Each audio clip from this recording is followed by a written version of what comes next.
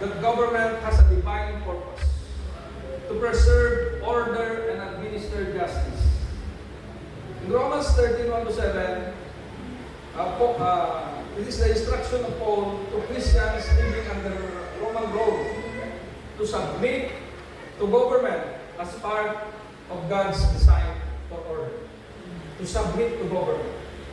So the title of my message, Submission to Governing Authorities. May apat akong punto dito na kailangan i-discuss sa inyo. Una, sabi niya kasi sa Tagalog, sa verse 1, ang bawat tao dapat pasakop sa mga pinuno ng pamahalaan sapagkat walang pamahalaan hindi mula sa Diyos. At ang Diyos ang nagtatag ng mga pamahalaang umiira. So all authority is from God.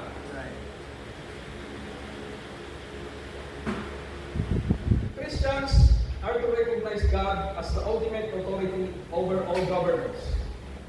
So government leaders exist under God's sovereign rule.